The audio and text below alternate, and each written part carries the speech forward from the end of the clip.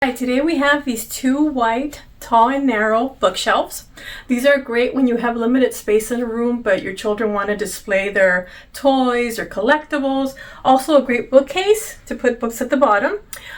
Make sure that when you put them together, you anchor them on top because they can fall over if they're not anchored correctly.